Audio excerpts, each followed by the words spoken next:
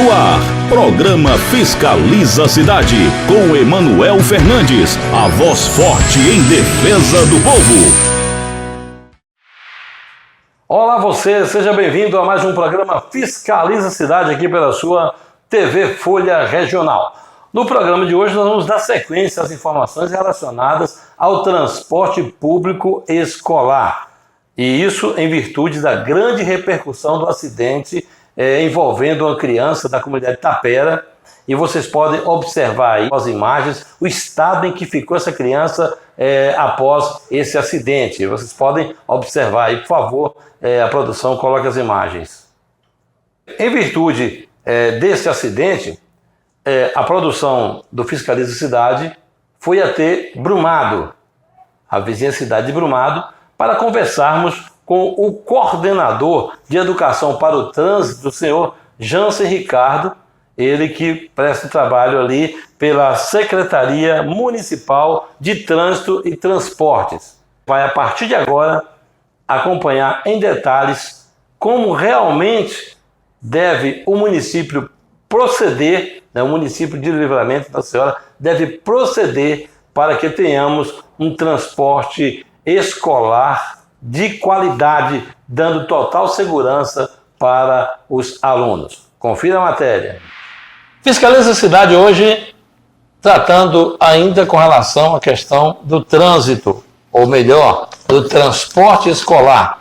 E para tanto, nós estamos na cidade de Brumado e vamos conversar com o coordenador de Educação no Trânsito da SMTT, Secretaria Municipal de Trânsito e Transporte aqui de Brumado, o senhor Jansen Ricardo, que vai trazer para a gente aí informações valiosas com relação à questão do transporte escolar. Nós vamos já perguntando para o Jansen o seguinte: Jansen, o que é necessário para que o transporte escolar seja executado, ou seja, o que se faz necessário para as atividades do transporte escolar, Jansen?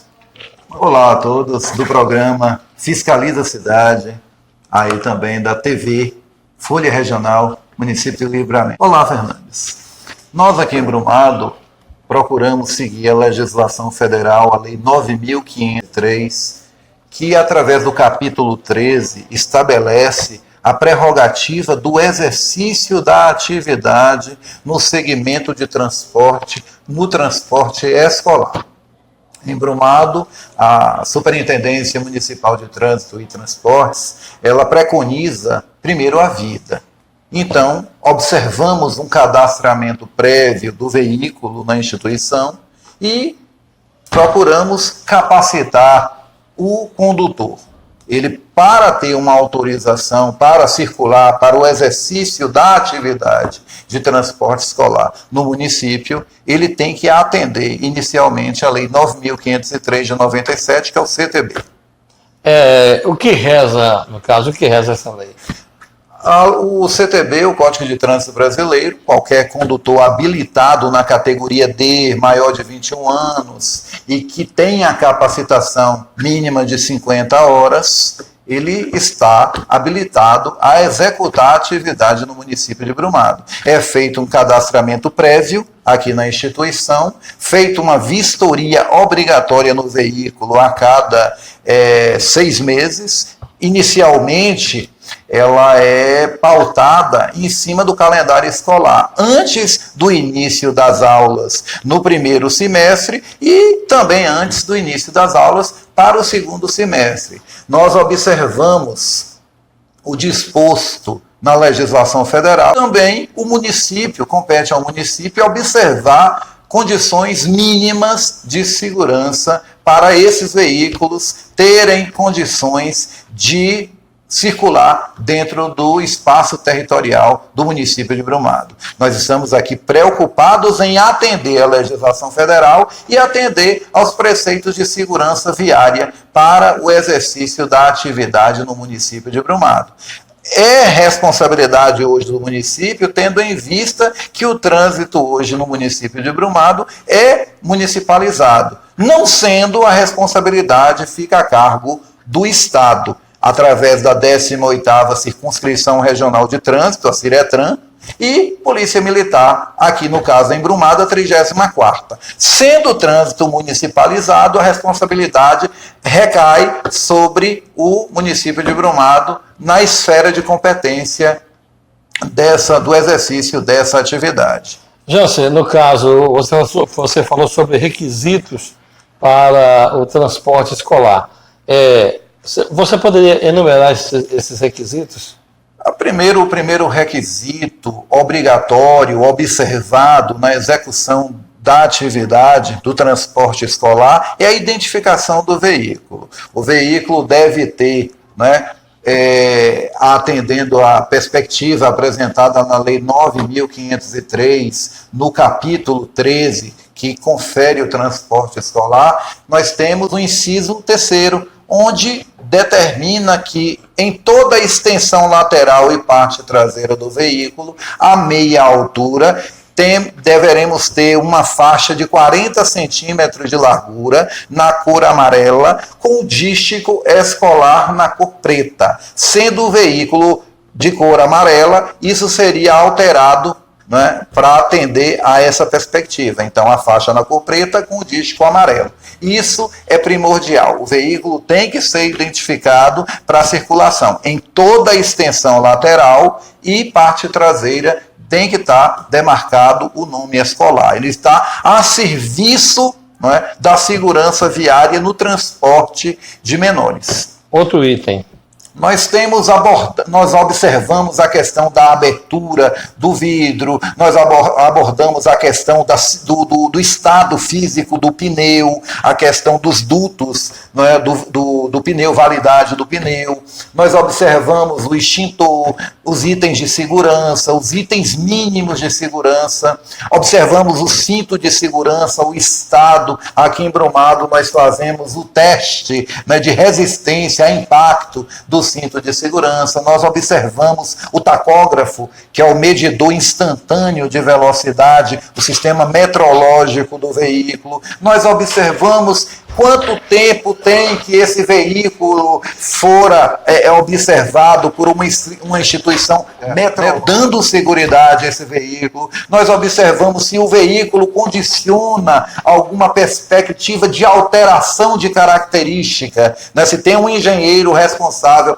por essa alteração de característica na base veicular. Nós observamos a questão do black light, que é a lanternagem do veículo e todo o sistema de seta, frenagem, com relação à condução do veículo. Se o condutor também é capacitado, ele tem a condição mínima de executar a atividade, se ele está padronizado, se a instituição que fez essa capacitação é reconhecida. No caso de Brumado, nós optamos em ter aqui a prestação dessa capacitação pelo SESC-Senat, uma instituição conceituada a nível de Brasil, que vem a Brumado fazer essa capacitação, que é obrigatória, de acordo com o artigo 138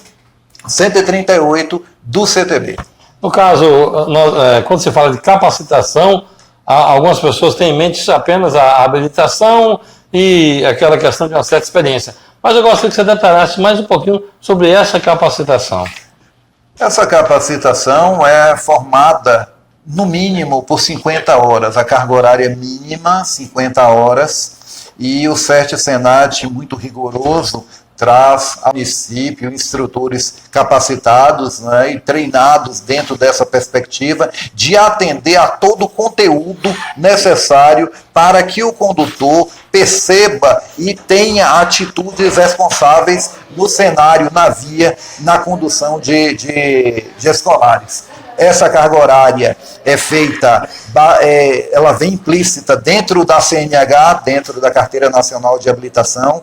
Ela tem que vir obrigatoriamente registrado lá, e para isso o condutor deve ter a categoria D, tendo a perspectiva da categoria D, porque antigamente era muito comum as pessoas tirarem a categoria B e migrarem para C e depois para E, não passando pela D. Então, é importante que o condutor advenha da categoria D, para poder ser capacitado. No histórico, ele tem que constar a categoria D. Tem a atividade, o exercício da atividade remunerada, registrado no RENACH, no Registro Nacional de Carteira de Habilitação, e que ele faça essa capacitação. Esse é a perspectiva mínima que o condutor tem que ter. Ele tem que ser maior de 21 anos, ele tem que apresentar tais condições para o exercício da atividade. Quanto à questão de monitores dentro do ônibus, compete também a CMTT?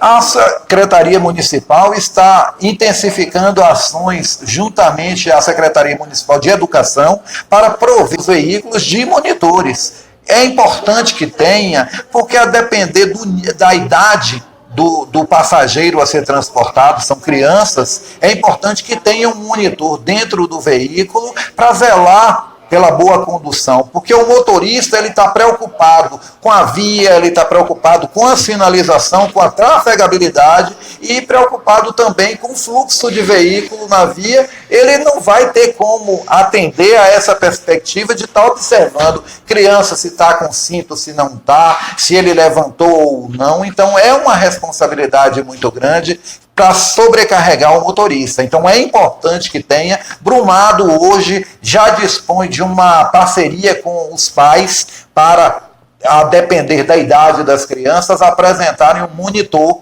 né, que é pai de um dos passageiros. Mas existe a obrigatoriedade de ter um monitor.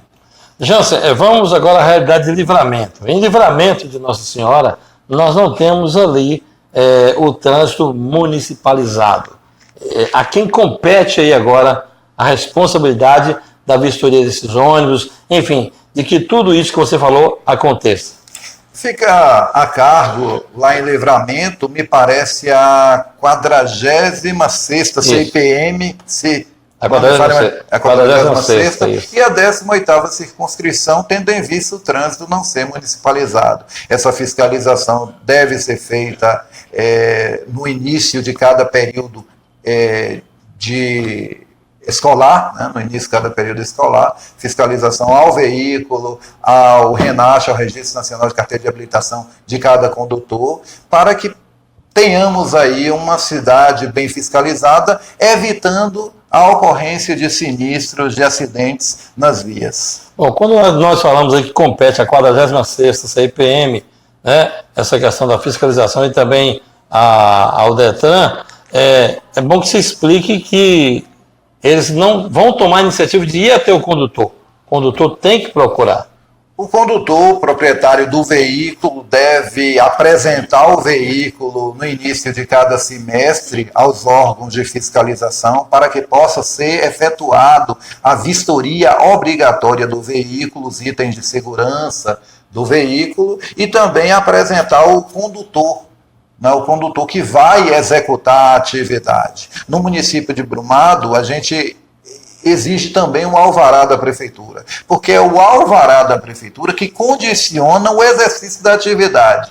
Para os motoristas do município, nós temos aí hoje em Brumado 10 motoristas que executam o serviço de transporte escolar da própria prefeitura. Eles também devem ser capacitados e os veículos também devem ser inspecionados pela entidade fiscalizatória do transporte escolar. Mais algum item a acrescentar, principalmente no caso aqui de Livramento, que não é municipalizado o trânsito, que seria de grande valia, você pode ficar à vontade. Eu apenas aproveito a oportunidade para destacar a importância, né, do Maio Amarelo. Nós estamos agora no mês de maio, hoje 14 de maio. É importante destacar as condições de prevenção ao acidente na via. Então, o Maio Amarelo é um movimento internacional que existe hoje em mais de 180 países e que todas as cidades devem desenvolver uma conscientização em prol da segurança viária. Nós, de Brumado, as pessoas, cidadão de Livramento, também devem estar pautando pela responsabilidade de cada um, sendo passageiro, pedestre ou condutor, sobre a responsabilidade de cada um na via.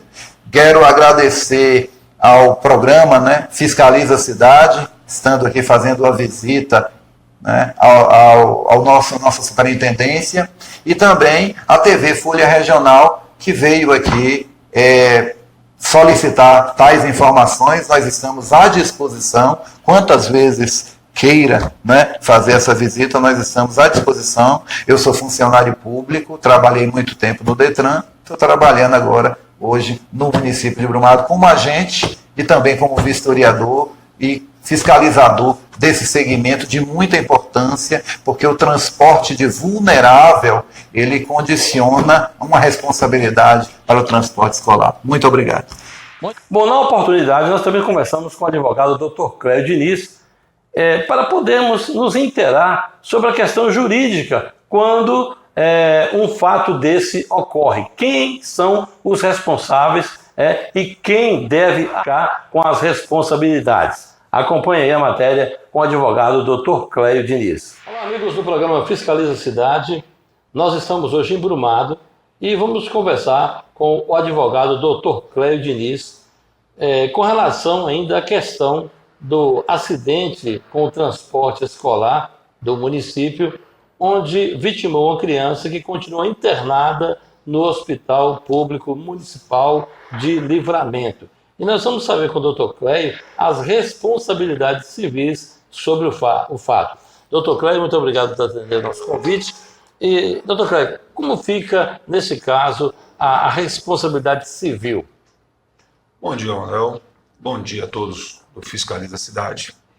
Primeiramente, obrigado pelo convite. É uma honra sempre estar aqui com você, esclarecendo alguns necessários no âmbito jurídico disso aí. Primeiramente, Manuel, o que chegou para mim do fato é que um aluno, ao embarcar no ônibus, subir no ônibus escolar, entendeu? O ônibus fechou a porta, ele teve a perna prensada pela porta. Posteriormente, a escola mandou de volta, foi e deu um problema sério nisso aí. Alguns pontos têm que primeiro ser esclarecidos. Primeiro, por que esse aluno não houve o aguardo para que esse aluno entrasse completamente no ônibus para assim fechar a porta? Outro ponto, não tinha um monitor que acompanhasse a subida deste aluno, certo? Ponto outro que também foi cogitado, o ônibus não estava totalmente parado, ele estava em movimento, porque havia algum problema mecânico no ônibus que não permitia que ele parasse. Tudo isso são pontos, Manuel, que tem que ser analisado para a gente apurar. De qualquer sorte, a responsabilidade civil atribuída, ela pode ser minimizada ou agravada, mas ela existe e é objetiva. No caso, nós temos a responsabilidade, primeiramente, do motorista e da empresa, certo? Que são responsáveis, e subsidiariamente a própria responsabilidade do órgão público que entendeu? Que contratou o serviço e contratou a empresa. Então vejamos, isso é uma coisa chamada dolo eventual. Perfeito. Para se apurar a responsabilidade.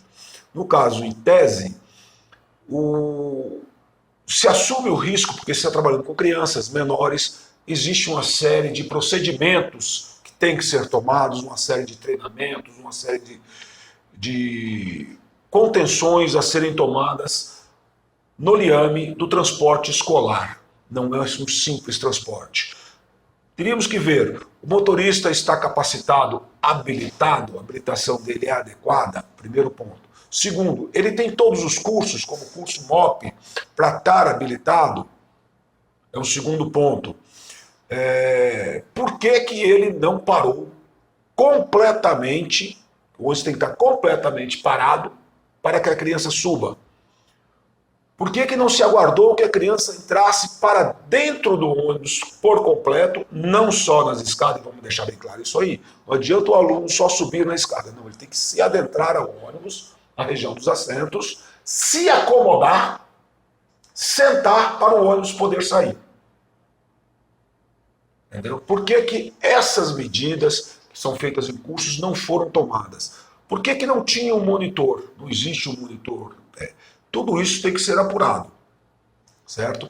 Para aí você calcular a responsabilidade civil. Mas volto a dizer, esta responsabilidade ela compete ao motorista em si, à empresa, entendeu? E o próprio órgão público municipal, que é o contratante da empresa, que terceirizou o serviço, que é o responsável pela fiscalização, que é um outro fator.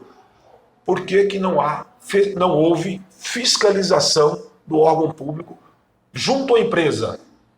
Entendeu?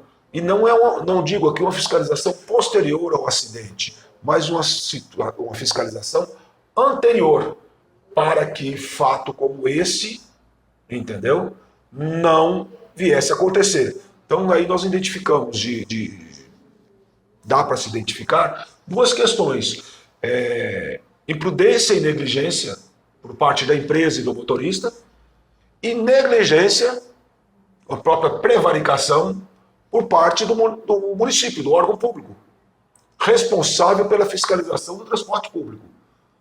Porque vamos deixar bem claro, não é porque a prefeitura contratou uma empresa para exercer que ela se exime de responsabilidade e não tem que fiscalizar. Muito pelo contrário, ela é obrigada, sob pena de prevaricação, de estar fiscalizando. Qual o estado desses ônibus? Então isso você vai dimensionar a grandeza e a abordagem da responsabilidade civil, entendeu? O tamanho da indenização.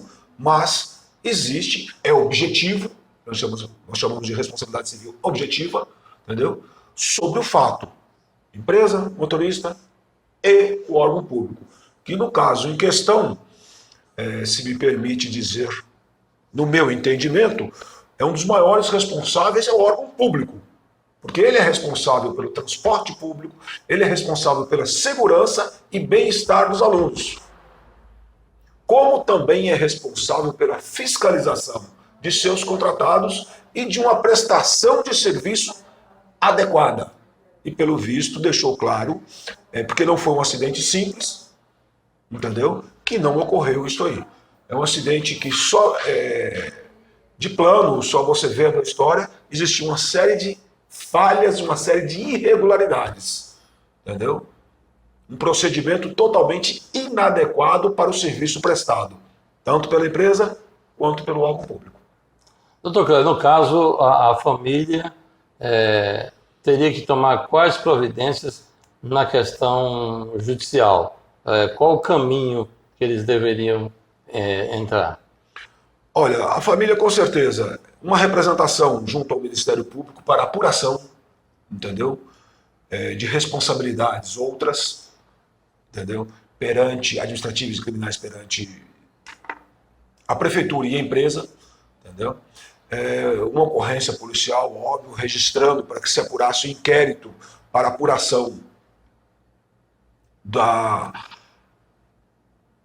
atos em si, por que houve os fatos e, na maior das hipóteses, uma ação indenizatória, entendeu? Tanto para ressarcimento das despesas, porque em que pese estar sendo atendido pelo SUS, pelo Serviço Público de Saúde, a família tem despesa. Despesa de locomoção, despesa de manutenção, o pai provavelmente, como eu vi na matéria, está deixando de trabalhar para ter que acompanhar o filho, entendeu? Então ele deixou de oferir renda para dentro de casa. Tudo isso tem que ser apurado numa ação civil, entendeu? Indenizatória contra a criança. Além dos danos morais sofridos pela criança em razão dos ferimentos que tem. Ok, doutor Cléber, nós queremos agradecer. Muito obrigado por nos atender e passar esses esclarecimentos com relação a essa questão envolvendo esse transporte escolar. Mais alguma coisa que o senhor queira acrescentar? Pode ficar à vontade. Não, agradeço a atenção. Estou sempre às ordens para o que puder esclarecer, entendeu? Acho que já abordamos o tema. E se houver algum fato novo que porventura venha a aparecer, estou à disposição para qualquer esclarecimento. Portanto, amigos do Fiscaliza Cidade, as informações, tanto quanto ao transporte escolar, como também a questão jurídica, quando fatos dessa natureza acontecem. É o Fiscaliza Cidade, mantendo você muito bem informado. Um forte abraço e até a próxima. Fiscaliza a Cidade, com Emanuel Fernandes, a voz forte em defesa do povo.